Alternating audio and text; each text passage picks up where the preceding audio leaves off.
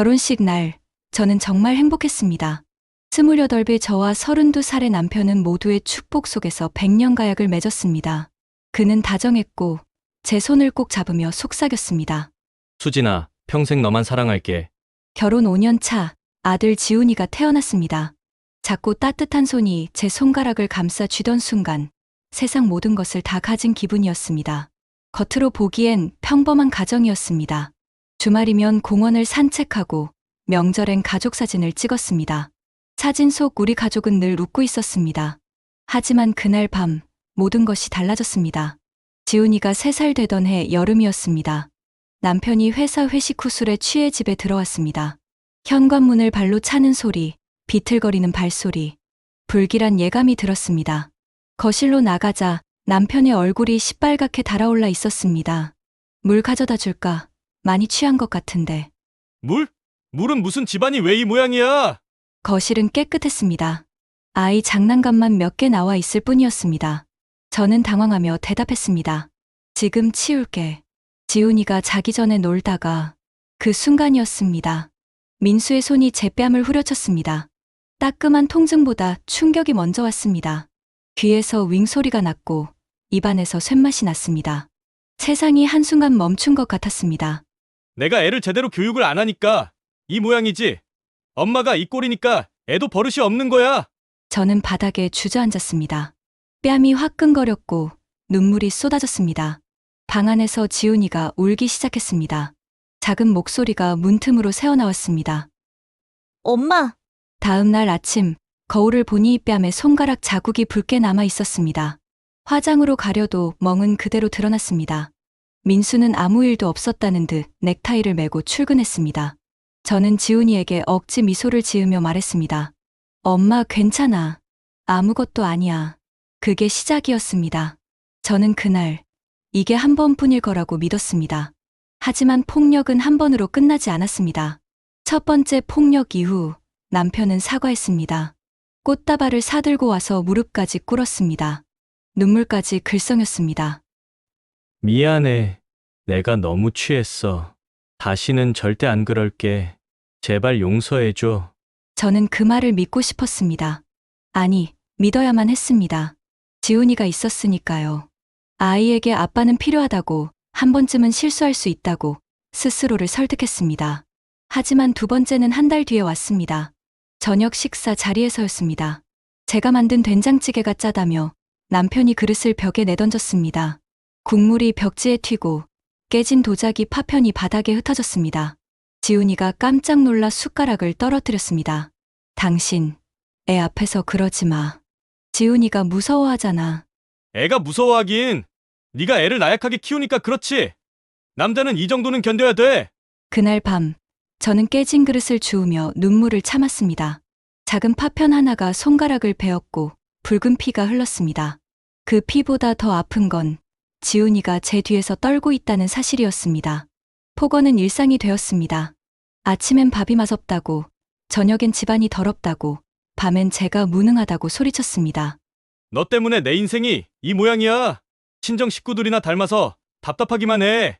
넌 아무것도 못하면서 입만 살았어. 저는 조용히 견뎠습니다. 아이 때문이라도 참아야 한다고 그렇게 믿었습니다. 하지만 그 믿음이 저를 더 깊은 수렁으로 끌어당기고 있다는 걸 그땐 몰랐습니다. 지훈이가 7살이 되던 어느 금요일 밤이었습니다. 남편이 술에 취해 집에 들어왔고 저는 현관에서 구두를 정리하고 있었습니다. 갑자기 뒤에서 고함이 들렸습니다. 야, 현관이 왜 이렇게 더러워? 지금 치우고 있었어. 조금만 기다려줘. 대답이 끝나기도 전에 남편의 발길질이 날아왔습니다. 제 옆구리를 강하게 차는 바람에 저는 신발장에 부딪히며 쓰러졌습니다. 숨이 막혔습니다. 갈비뼈가 부러진 것처럼 아팠습니다. 네가 뭘 제대로 하는 게 있어? 밥도 못하고 청소도 못하고. 방문이 열리는 소리가 들렸습니다. 지훈이가 복도에 서 있었습니다. 아이의 눈이 공포로 가득 차 있었습니다. 저는 바닥에 쓰러진 채로 아이를 향해 손을 내밀었습니다. 지훈아, 방으로 들어가. 엄마 괜찮아. 하지만 아이는 움직이지 못했습니다. 그저 떨리는 목소리로 중얼거렸습니다. 아빠 엄마한테 왜 그래? 그날 밤, 저는 병원에 가지 못했습니다. 민수가 잠들고 나서 거울 앞에 섰습니다. 옆구리에 시퍼런 멍이 퍼져 있었고 입술이 터져 피가 말라 있었습니다. 무엇보다 견딜 수 없었던 건 지훈이의 그 눈빛이었습니다. 공포와 혼란으로 가득했던 그 눈빛. 다음 날 저는 결심했습니다. 더 이상은 안 되겠다고. 이대로 살다간 저도 지훈이도 망가질 거라고. 친정 엄마에게 전화를 걸었습니다. 엄마, 나 이혼하고 싶어. 이혼 서류를 내밀자 남편은 처음엔 비웃었습니다. 이혼 네가 너 나 없이 뭘 할 수 있는데? 웃기지 마. 나 진심이야. 더 이상 못 참겠어. 지훈이한테도 안 좋아. 지훈이 애는 아빠가 필요해. 네가 애를 어떻게 키울 건데? 하지만 저는 흔들리지 않았습니다. 변호사를 선임했고 상담소에서 도움을 받았습니다. 폭력 피해 사진도 모아두었습니다. 병원 진단서도 떼어두었습니다. 준비는 이미 끝나 있었습니다. 조정 날짜가 잡혔습니다. 법원 복도에서 남편을 다시 만났습니다. 그의 얼굴은 초췌해져 있었습니다. 처음으로 진심 어린 목소리로 말했습니다. 수진아, 정말 미안해. 내가 잘못했어. 다시 한 번만 기회를 줘. 변할게. 진짜로. 이미 늦었어. 나 이제 무섭지 않아.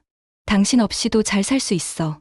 지훈이는 애는 어떻게 하려고? 내가 키울 거야.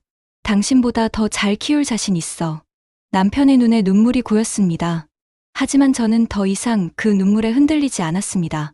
그 눈물이 진심인지 아니면 또 다른 거짓말인지 이미 알고 있었으니까요. 조정은 생각보다 빨리 끝났습니다. 양육권은 제가 가져갔고 남편은 매달 양육비를 지불하기로 했습니다. 서류에 도장을 찍는 순간 묘한 감정이 들었습니다. 슬픔보다는 홀가분함이었습니다. 이혼 후 첫 아침이었습니다. 지훈이와 단둘이 작은 원룸에서 눈을 떴습니다. 햇살이 커튼 사이로 들어왔고 새소리가 들렸습니다. 오랜만에 평화로운 아침이었습니다. 엄마, 오늘은 아빠 안 와? 응. 이제 아빠는 따로 살아. 우리 둘이서 살 거야. 나는 그게 좋아. 엄마랑 있으면 무섭지 않거든. 지훈이의 그 말에 가슴이 먹먹해졌습니다. 아이도 알고 있었던 겁니다. 그 집이 얼마나 무서운 곳이었는지. 일자리를 구했습니다. 낮엔 마트 계산대에서 일하고 저녁엔 지훈이와 함께 저녁을 먹었습니다. 돈은 빠듯했지만 마음만큼은 풍족했습니다. 멍없는 얼굴로 거울을 볼 수 있다는 것, 밤에 문소리를 듣고 움찔하지 않아도 된다는 것, 그것만으로도 충분했습니다. 어느 주말 지훈이와 공원을 걸었습니다. 아이가 제 손을 꼭 잡으며 말했습니다. 엄마, 고마워. 나 지켜줘서. 그 순간 눈물이 났습니다. 하지만 이번엔 슬픔의 눈물이 아니었습니다. 잘했다는, 용기를 냈다는, 다시 시작할 수 있다는 안도의 눈물이었습니다. 이제 저는 압니다. 참는 것이 사랑이 아니라는 걸. 견디는 것이 가족을 지키는 길이 아니라는 걸. 진짜 용기는 떠나는 것이고, 진짜 사랑은 나 자신과 내 아이를 지키는 것입니다. 폭력 앞에서 침묵하지 마세요. 당신은 충분히 강하고, 충분히 소중합니다. 그리고 기억하세요. 떠날 용기를 낸 순간, 새로운 삶이 시작된다는 것을.